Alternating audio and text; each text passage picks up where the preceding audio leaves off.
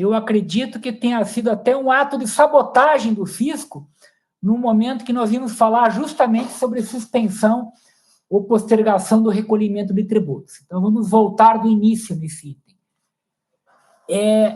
Esse é um assunto aí que tem gerado muita notícia, muita desinformação, e muitas vezes se mostra a liminar que foi concedida e não se mostra aquela que foi indeferida ou cassada. Então, nós precisamos avançar nesse tema com muito tato, muita cautela e sem qualquer oportunismo. Nesse sentido, vamos começar falando daquilo que efetivamente foi autorizado ou estabelecido por atos específicos do Executivo. Vamos começar com o Simples Nacional, em que a resolução do Comitê Gestor número 152 prorrogou o prazo dos tributos federais devidos por empresas optantes pelo Simples Nacional. De maneira que, em relação ao período de apuração março de 2020, o vencimento foi prorrogado para outubro, abril prorrogado para novembro e maio prorrogado para dezembro. Nada a respeito dos demais períodos ainda. Em seguida, a resolução número 154 estendeu esse regime ao ICMS, essa prorrogação, para o ICMS e ISS. Só que a prorrogação é diferente. Em relação a esses dois tributos, o período de apuração de março de 2020 vence em julho, o de abril vence em agosto e o de maio vence em setembro. Então, vamos repetir isso. Para os tributos federais do Simples Nacional, Imposto de Renda, CSL, PIS, COFINS e IPI, assim como as contribuições previdenciárias incluídas no Simples, os prazos foram prorrogados para outubro, novembro e dezembro. Para os tributos estaduais, ICMS, e municipais, ISS, no âmbito do Simples, os prazos foram prorrogados para julho, agosto e setembro. Bom, isto para o Simples. Prorrogação, gente. Evidentemente, o tributo continua sendo devido, mas poderá ser pago nesses prazos que eu mencionei. PIS/COFINS. Aí nós temos a portaria do Ministério da Economia número 139, a qual prorrogou o pagamento das contribuições das competências de março e abril para agosto e outubro. Contribuições previdenciárias patronais, ou seja, a contribuição da empresa sobre a folha ou a contribuição substitutiva, e as contribuições do seguro acidente de trabalhos. A mesma portaria prorrogou o pagamento das competências de março e abril de 2020 para agosto e outubro de 2020. FGTS. Neste caso, o recolhimento das competências março, abril e maio, que deveria ser feito em abril, maio e junho, poderá ser liquidado, sem qualquer acréscimo, em até 6 parcelas mensais, com vencimento no 7º dia de cada mês, a partir de julho de 2020, nos termos do artigo 19 e seguintes da medida provisória 927, que também trata de outros aspectos trabalhistas. É isso que nós temos de efetivo em relação a tributos e contribuições federais. Passando ao ICMS, no estado do Paraná, o que nós temos é basicamente o decreto estadual 4386, que repete o que consta da resolução do comitê gestor. Ou seja, só se aplica às empresas optantes pelo Simples Nacional e somente se aplica em relação a essas competências março, abril e maio, com vencimento em junho, julho e agosto. Então, para o ICMS Paraná, não existe mais nenhum ato, nenhum decreto suspendendo a vigência do tributo. Ressalva, repito, ao Simples Nacional, parte ICMS. Imposto sobre serviços, Curitiba. Tá? Então, o que nós temos? Já vimos, é o ato do Simples Nacional, mas para as empresas que não estão enquadradas no Simples, não existe nenhum decreto de suspensão, salvo em relação ao ISS de sociedades profissionais e de profissionais autônomos, cujas parcelas vencidas, ou melhor, relativas a abril, maio e junho, foram prorrogadas para julho, agosto e setembro. Então, resumindo, nós temos a prorrogação de vencimento dos tributos do Simples Nacional, tanto federais como estaduais e municipais. Temos prorrogação de vencimento do PIS e da COFINS. Temos prorrogação de vencimento das contribuições previdenciárias patronais, não da contribuição do segurado retida na fonte, isso tem que ficar absolutamente claro. E temos a prorrogação de vencimento do ISS das sociedades profissionais em Curitiba. Mais nada. Então, a partir de agora, isto é o certo, a partir de agora nós vamos entrar naquilo que não é tão certo, né? E que justamente tem gerado aí uma multiplicação de opiniões legais, demandas judiciais e assim por diante. Do que nós estamos falando?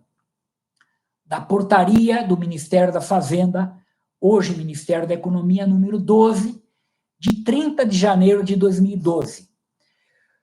O que essa portaria tão citada, tão referida na mídia, nas redes, estabelece? Basicamente, que as datas de vencimento de tributos federais, atenção, minha gente, apenas de tributos federais, nos municípios abrangidos por decreto estadual que tenha reconhecido estado de calamidade pública, ficam prorrogadas para o último dia útil do terceiro mês subsequente ao ato que reconheceu a calamidade pública. O que fica claro aqui, gente, de imediato a portaria não se refere nem a tributos estaduais, nem a tributos municipais. E ela apenas posterga o vencimento por 90 dias naqueles municípios que tenham sido abarcados por decreto do Estado que reconhece estado de calamidade pública. Situações muito comuns que envolvem, por exemplo, enchentes e outros eventos desta natureza. Tá? Bom, a partir desta portaria, que atos nós tivemos que são passíveis de enquadramento nela? Todos os estados e mais o Distrito Federal editaram decretos de calamidade pública, estado de necessidade ou similar. No Paraná, nós temos o decreto 4.319, que decretou a calamidade pública para todo o estado. Tá? Então, aí não há especificação de municípios. Bom, se não há especificação de municípios, nós podemos daí deduzir, é óbvio, desculpe por isso, né, pela obviedade, que todos os municípios paranaenses, o mesmo vale para municípios paulistas, cariocas, amazonenses e assim por diante. Todos os municípios estão abarcados por esses decretos que reconhecem estado de calamidade pública. Mas também é preciso dizer que, na maior parte dos casos, é o que se dá no Paraná, esses decretos foram instituídos apenas para efeitos de autorizar o Estado, qualquer deles que eu mencionei, a descumprir exigências estabelecidas pela Lei de Responsabilidade Fiscal, a Lei Complementar número 101. Então, os efeitos desses decretos foram bastante limitados. O que eu quero extrair de tudo isso que eu estou falando? Que é altamente duvidosa a aplicação desta portaria, né, altamente questionável, melhor dizendo, para justificar, por si só, a postergação do recolhimento de tributos federais. E, evidentemente, como eu já mostrei aos senhores e às senhoras, ela não se aplica nem a tributos estaduais, nem a tributos municipais. Então, na melhor das hipóteses, ela pode ser invocada para os tributos federais, que ainda não foram objeto de ato específico. Que tributos federais seriam esses? PIS, COFINS, eu já mencionei aos senhores que houve postergação. Então, o que restaria? Imposto de renda, CSL, IPI, contribuição previdenciária, parte segurado, e outros tributos federais, mas não abarca, vamos insistir e frisar esse ponto, não abarca tributos estaduais e municipais. Bom, então, em razão disto, nós temos que abordar esta questão sob um outro aspecto, sob o aspecto da chamada força maior, que é basicamente um instituto do direito civil, do direito privado e também do direito administrativo, que flexibiliza e mesmo extingue obrigações de várias natureza em razão de fatos que não dependem da vontade do sujeito envolvido na relação obrigacional. Ou seja, vamos pegar um caso muito simples, né? Um aluguel, uma relação locatícia, né? Obrigação de natureza privada. O locatário poderia invocar a força maior para deixar de recolher, de pagar o aluguel neste período de crise, de quarentena, em que, por exemplo, ele não consegue desenvolver essas atividades comerciais? Sim. Qual é a força maior? Ele está, por exemplo, num aluguel comercial, impedido, em razão da quarentena social, em razão da paralisação completa ou quase completa da economia, de desenvolver a sua atividade. Então, esta é uma força maior que justifica, no âmbito privado, que haja um descumprimento da obrigação e, eventualmente, até uma extinção da relação jurídica por força disso, sem que a parte responda por perdas e danos. Esta é a aplicação da força maior no âmbito privado. O problema é que, no âmbito tributário, regra geral, a força maior não é reconhecida como uma escusa para postergação ou suspensão da exigibilidade de tributos. Até agora.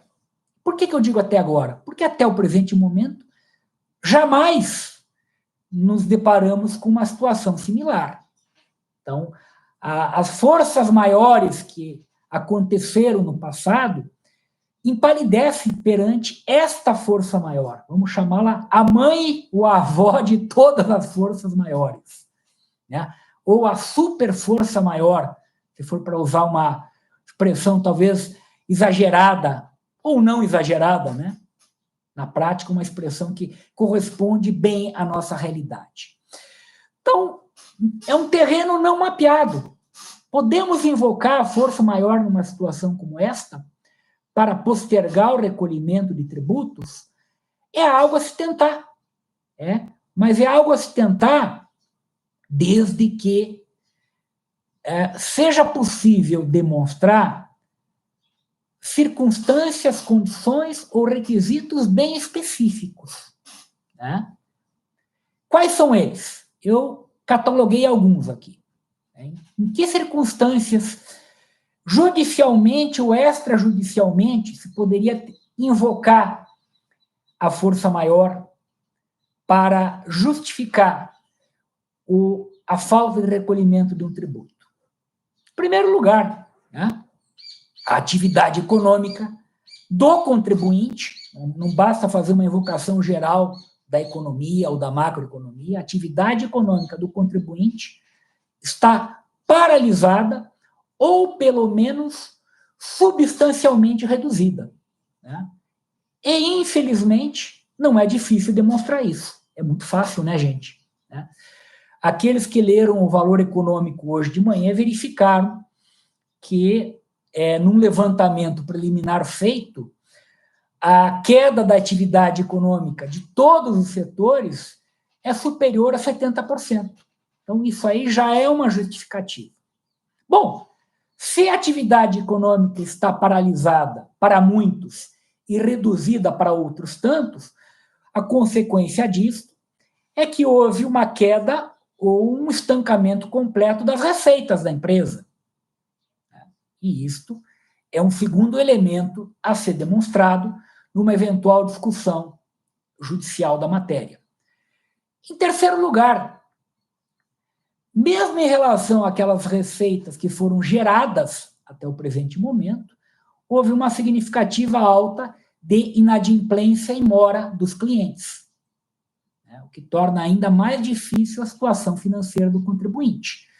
Resultado de tudo isto, uma estimativa de fluxo de caixa insuficiente ou até mesmo negativo para fazer frente às diversas obrigações do contribuinte. E aí é uma questão de administração de fluxo de caixa. Qual que é a prioridade? Obviamente, a prioridade é atender os trabalhadores da empresa. É a prioridade absoluta, né? Não vamos deixar de pagar as pessoas que trabalham conosco para pagar tributos. E, em segundo lugar, prioridade. Do contrário, a empresa fica paralisada. Pagar os fornecedores, que, por sua vez, têm os seus trabalhadores, e cujos salários devem ser pagos também. Então, num processo de administração de fluxo de caixa, é isso que tem que ser honrado em primeiro lugar. Depois, aluguéis e assim por diante. Se sobrar algo, e muitas vezes não vai sobrar, diria que hoje, na maior parte dos casos, não está sobrando, aí sim seria possível fazer algum recolhimento de tributo. Um outro elemento que é importante destacar é o seguinte, gente. Não se justifica, por exemplo, num momento desses, a empresa não recolher tributos e distribuir lucros acumulados, lucros que foram gerados ou apurados em 2019. Então, isso aí implica que haja coerência e boa-fé por parte do contribuinte.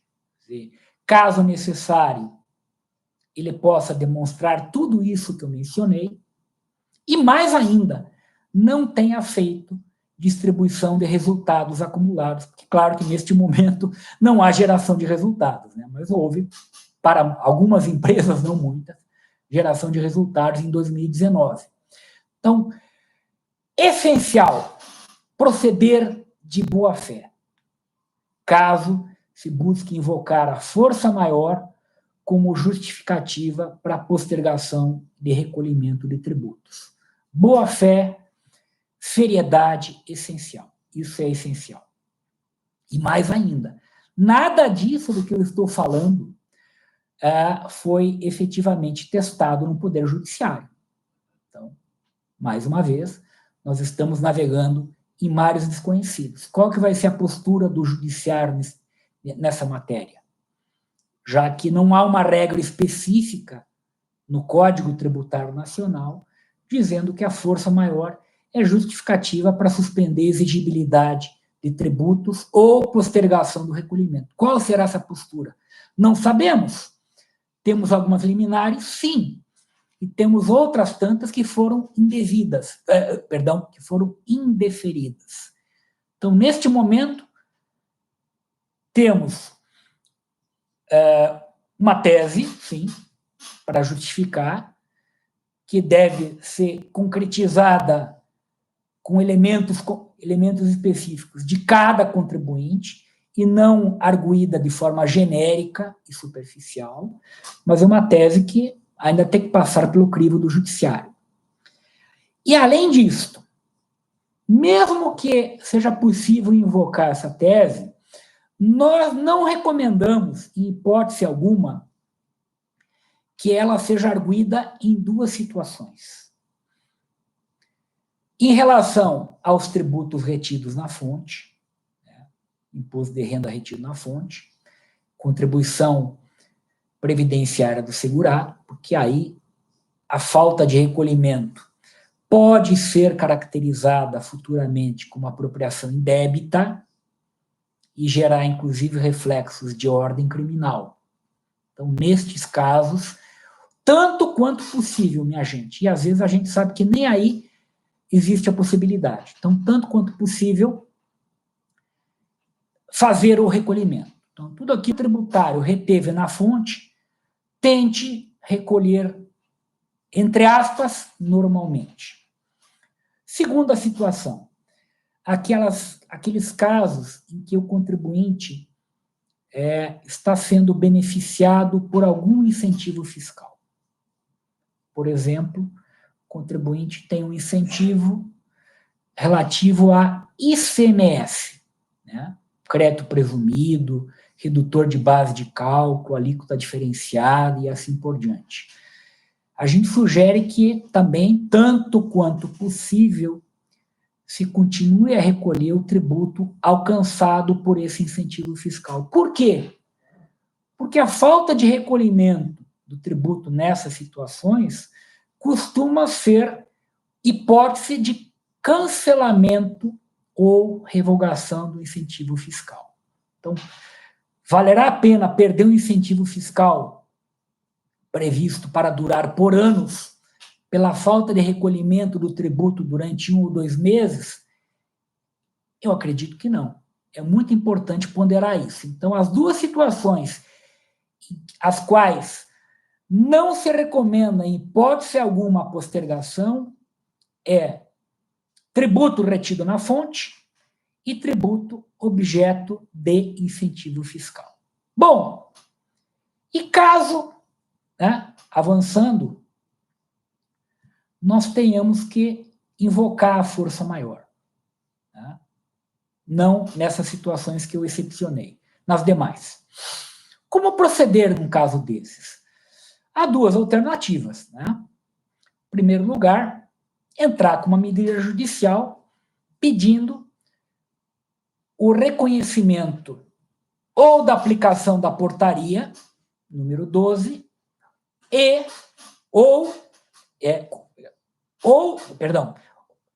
pedindo o reconhecimento da portaria número 12 e, cumulativamente, o reconhecimento da força maior e estado de necessidade, que é uma consequência da força maior. E ainda, esqueci de mencionar, o chamado fato do príncipe. Bom, nós não temos príncipes no Brasil, mas, pelo menos no governo. Mas o que significa fato do príncipe, que eu não tinha mencionado ainda?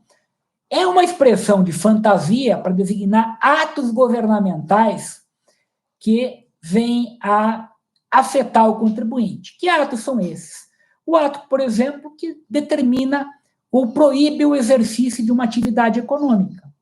Então, esse é um tipo de força maior, por assim dizer, gerado por um ato governamental. Então, isso também, por exemplo, então, caracteriza ou justifica a invocação da força maior para não recolhimento do tributo. Então, voltando, numa medida judicial, tudo isso poderia ser invocado, requerendo-se uma liminar. Nós sabemos que algumas liminares foram outorgadas a diversas situações, diversos tributos envolvendo ICMS, ISS, tributos federais e assim por diante. Isso é noticiado pela mídia. Mas também nós temos que deixar claro que, para cada liminar que foi deferida, é possível que outras 3 ou 4 não noticiadas tenham sido indeferidas. Então, é uma situação em que nós temos que deixar bem claro que existe, sim, um risco. E, sim, além disso, a liminar deferida pode vir a ser cassada. E o que acontece quando há cassação de uma liminar? O contribuinte tem 30 dias para recolher o tributo.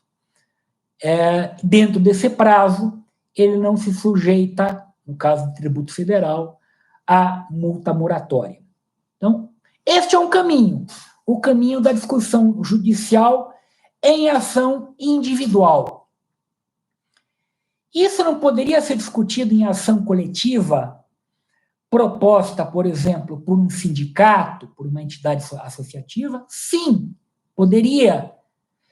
A dificuldade maior aí é que, numa ação coletiva, não há condições de se demonstrar a situação específica de cada associado. Ou seja, teria que se invocar uma situação geral da economia, do setor, por exemplo. Vamos imaginar uma situação do setor de metal mecânico, setor de construção civil, setor de papel e celulose.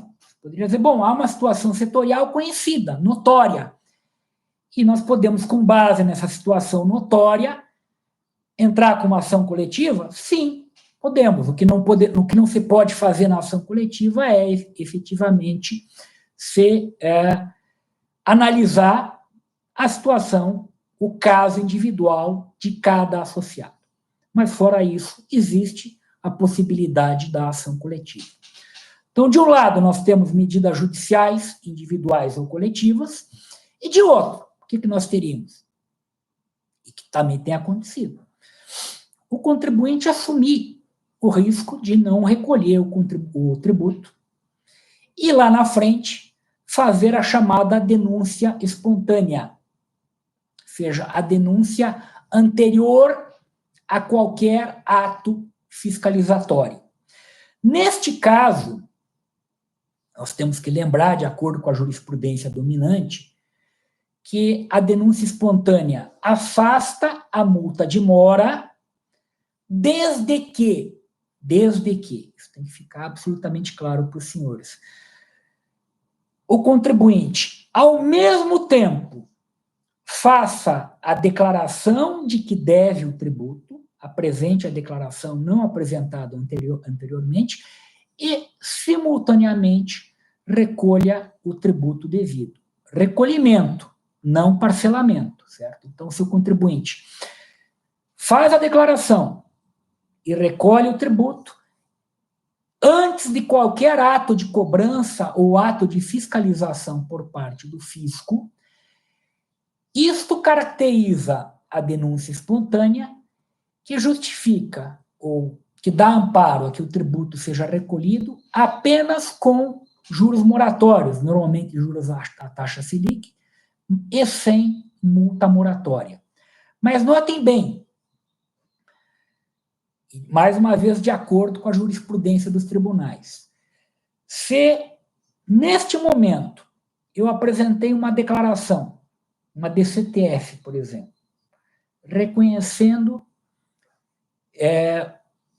ser devedor de tributos federais, apresentei a DCTF, não recolhi o tributo no prazo devido, e posteriormente, já em atraso, eu faço o recolhimento do tributo, numa situação dessas, de acordo com a jurisprudência dos tribunais, não se caracteriza mais a denúncia espontânea. Então, vamos deixar esse ponto bem claro. Para não haver incidência da multa de moratória, da multa moratória, eu tenho que, antes de qualquer ato fiscalizatório, né, intimação, início de ação fiscal, eu tenho que, simultaneamente, declarar o tributo e recolher o tributo. Se eu declarei o tributo num momento e recolhi em atraso em outro, numa situação dessas, de acordo com o Superior Tribunal de Justiça, não é mais possível se afastar a multa moratória. Bom, então, estas seriam as duas situações, os dois casos que eu mencionei, ou as duas alternativas que eu mencionei.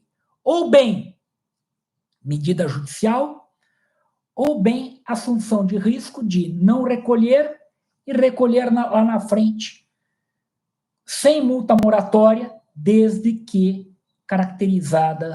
caracterizados esses requisitos e condições da denúncia espontânea.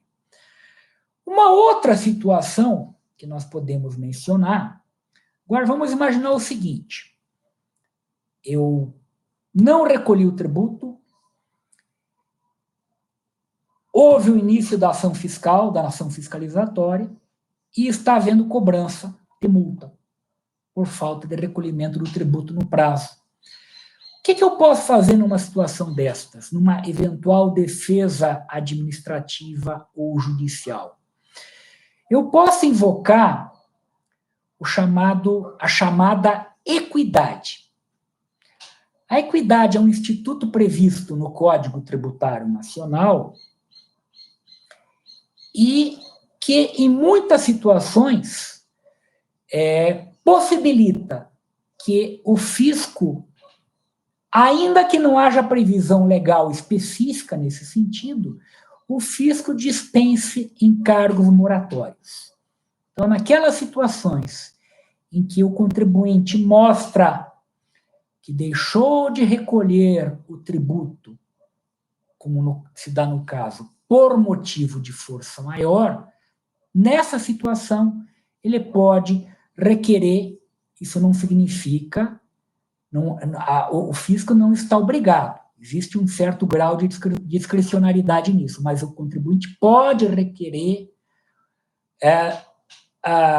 seja afastada a multa e demais encargos, em razão da equidade. Então, esta seria uma situação que se aplicaria naqueles casos em que o contribuinte, de boa fé, alegando tudo aquilo que eu mencionei anteriormente, paralisação da atividade, não distribuição de resultados aos sócios, etc., possa alegar força maior e invocar a equidade. Então, nessa situação, haveria uma chance razoável de se afastar a cobrança da multa. Vamos falar agora do nosso último item hoje, até porque já nos alongamos muito. Questão da transação, da lei de transação de tributos ou débitos federais, tributários ou não. Que é uma outra situação, ou uma outra novidade que foi criada, estabelecida por medida provisória, e essa medida provisória foi recentemente convertida na Lei 13.988, Lei de Transações envolvendo débitos perante a União, suas autarquias e fundações. O que é a transação?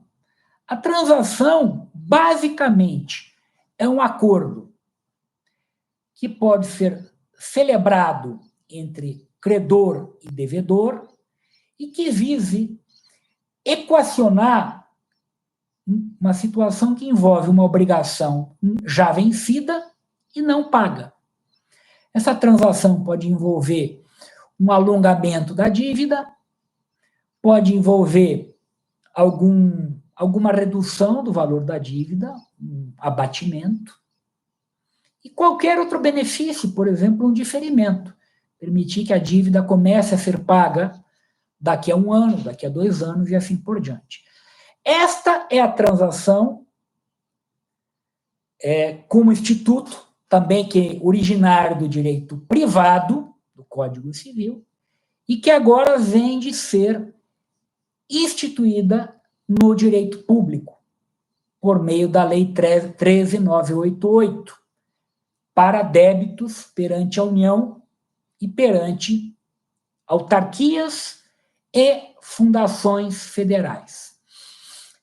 Apenas lembrando que estados e municípios, não todos, mas muitos deles, já têm as suas leis de transação próprias.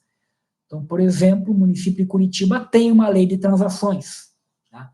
Mas vamos voltar à lei federal. Esta lei estabelece 2 modalidades básicas de transação: a por adesão e a individual. O que é uma transação por adesão? É aquela em que, por meio de um decreto, de uma portaria, de uma resolução, o poder público estabelece, de forma geral, os requisitos, condições, benefícios que serão aplicáveis a todo um conjunto de contribuintes que se enquadrem nessas condições. Então, na verdade, se a gente for pensar bem, a transação por adesão não é uma transação, né? Não há uma negociação entre contribuinte ou entre devedor e ente público. Há uma concordância por adesão do devedor às condições pré-estabelecidas. No fundo, isso não vai ser diferente de um refis, em termos substanciais. Em termos formais, a única diferença é que será um refis estabelecido não por lei, mas por meio de um ato infralegal. Como nós vamos ver daqui a pouco, um ato, por exemplo, baixado pela Procuradoria-Geral da Fazenda Nacional. Então, esta, em linhas gerais, é a transação por adesão. E a transação individual? A transação individual, aí sim, é um acordo celebrado entre o fisco e determinado devedor, né? Negociado efetivamente, considerando as condições de pagamento daquele devedor, né? O interesse do próprio fisco em celebrar o acordo. Vamos imaginar aquele caso em que haja uma dificuldade muito grande por parte do fisco em receber determinado valor. Né? Está com o débito inscrito em dívida ativa já há vários anos e até o presente momento não conseguiu cobrar. Então, nesses casos, o interesse é recíproco. E, aliás, isto é um dos pontos, ou é uma das características da transação. Não é interesse só do devedor, é interesse de ambas as partes. Ou seja, de um lado, o credor, fisco, no caso, não está conseguindo cobrar o débito, e de outro, o devedor não tem condições de recolher o valor devido na forma estabelecida em lei. Então, de lado a lado surge o interesse na transação. Bom, eu estou falando muito genericamente da transação, porque nós vamos fazer uma live, em breve, específica para tratar dela. E aí nós vamos abordar em pormenores. Neste momento, o que eu vou acrescentar é que a Procuradoria-Geral da Fazenda Nacional baixou 2 atos tratando da transação com base nessa lei. Já tinha baixado os atos anteriores com base na portaria, na medida provisória. Agora que a medida provisória foi transformada em lei, esses atos em grande parte, foram aproveitados com algumas modificações. Os atos anteriores. Que atos nós temos hoje?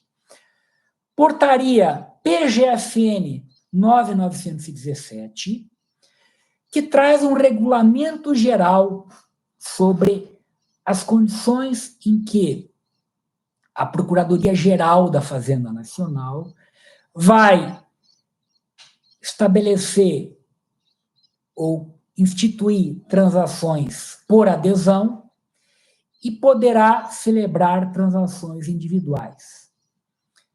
É um ato, esta portaria, bastante complexo, como eu disse a vocês, nós vamos analisar em pormenor futuramente.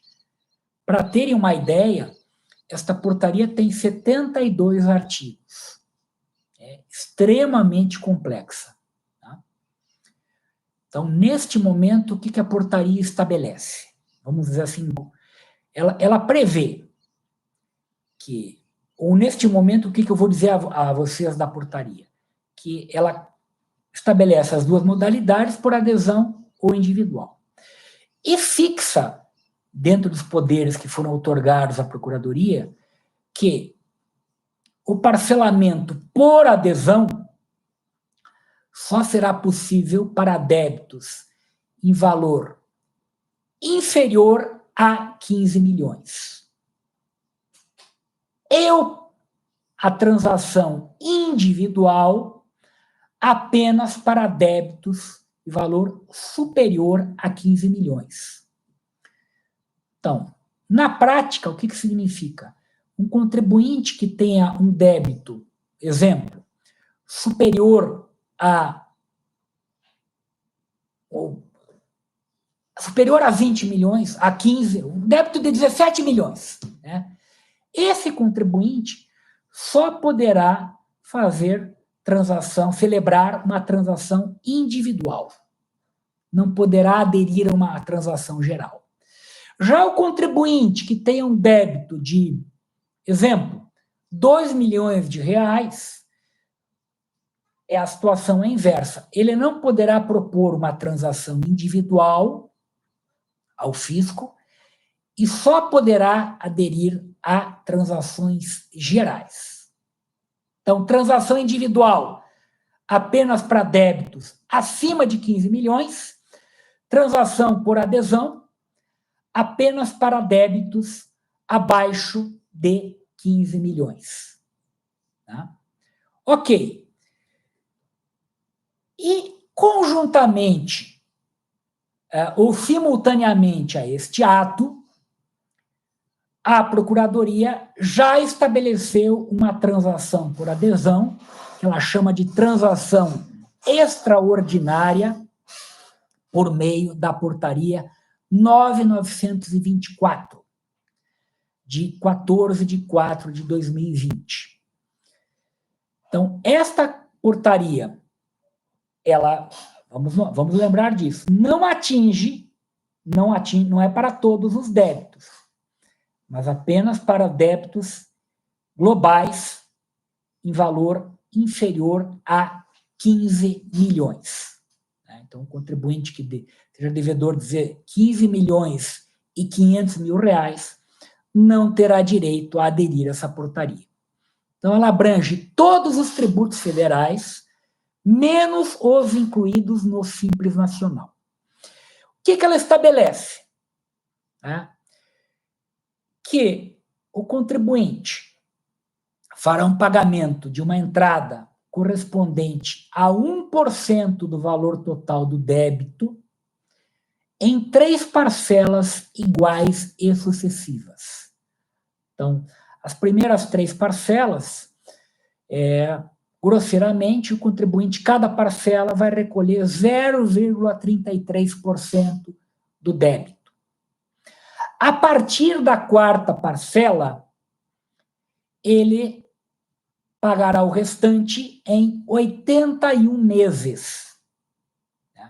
Mas, se for contribuinte, pessoa física, empresário individual, microempresa, empresa de pequeno porte, notem, não as inscritas no Simples Nacional, Então, seriam microempresas e empresas de pequeno porte que, por uma razão ou outra, não se enquadram no Simples Nacional. Além disso, então, repetindo, pessoa natural, empresário individual, microempresa, empresa de pequeno porte, o que eu não tinha falado ainda? Instituições de ensino, cooperativas e organizações da sociedade civil sem fins lucrativos. Todas estas poderão pagar o débito em até 142 meses. Então, regra geral, parcelamento em 81 meses após o pagamento das 3 primeiras parcelas. Exceção, parcelamento em até 142 meses após o pagamento das 3 primeiras parcelas de 0,33%. Todavia, isto não se aplica às contribuições sobre a folha de salários, cujo limite de parcelas é de apenas 57 após o pagamento das 3 primeiras. Tá? Confuso, não? É, realmente. Então, vamos repetir por conta disto. Pagamento da entrada em até 3 parcelas iguais, correspondentes, cada uma, a 0,33% do débito. Pagamento do saldo remanescente, a partir da 4ª parcela, em 81 meses para as empresas em geral. Para pessoas físicas, empresários individuais, microempresas, empresas de pequeno porte, instituições de ensino, santas casas, cooperativas e organizações da sociedade civil, o saldo remanescente poderá ser pago em até 142 meses. E, em todos os casos, o limite para contribuições sobre a folha de salários para pagamento do saldo remanescente é de 57 meses. Prazo para adesão, até 30 de junho de 2020. Bom, alguns podem perguntar, e quais são os redutores que nós temos aqui? Não há redutores. Isto aqui é basicamente apesar de ser chamado de transação extraordinária, é um parcelamento extraordinário sem redutores de multa e sem redutores de juros. Bom, que fazer? Aderir ou não?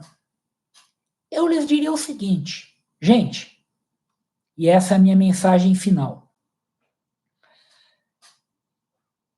Nada disso será suficiente para equacionar os débitos, as pendências que estão se acumulando e vão continuar a se acumular nesse momento de intensa crise social, econômica e também existencial. Eu vejo, não estou querendo fazer previsões aqui, estou dizendo que não me parece que seja possível resolver a crise brasileira em todos os sentidos sem um grande, novo e amplo refis, com enormes descontos de juros e de multas. E um refis que não poderá se aplicar apenas a tributos, né, mas às obrigações em geral. Como resolver a situação de aluguéis vencidos, de dívidas com fornecedores e assim por diante. Terá que haver um equacionamento geral de tudo isso. No caso dos tributos, um refis federal, um refis estadual e um refis municipal.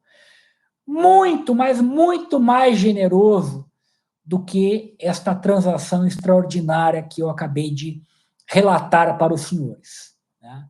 Que terá que contemplar reduções de juros, de multas, etc. E se isso não acontecer, as empresas, as pessoas, não vão conseguir se colocar de pé de novo. Então, e eu tenho certeza que o nosso legislador, que o físico, que o executivo será muito sensível a isso. Porque, do contrário, repito, ele vai inviabilizar a retomada da atividade econômica. Então, um novo refis virá, ou novos refises, sim, virá. Quando virá, em que condições, quanto a isso nós não podemos antecipar nada, mas certamente virá e virá com redutores. Mensagem final, gente. Nosso principal inimigo agora é o medo. Tá? Nós precisamos, aos poucos, com segurança, com cautela, ir retomando a nossa vida. Tá? E a vida econômica também. Isso terá que acontecer. Tá? E vai acontecer. De forma cautelosa, segura, observando as recomendações das autoridades de saúde pública, dos governos e assim por diante. E nesse ínterim, o que nós devemos tentar fazer é ajudar aqueles que precisam. Então, o nosso apelo é que todos aqueles que possam ajudem as instituições, ajudem os hospitais, ajudem comunidades carentes, ajudem a população de rua, por meio de instituições em que depositem confiança, depositem fé. Tá?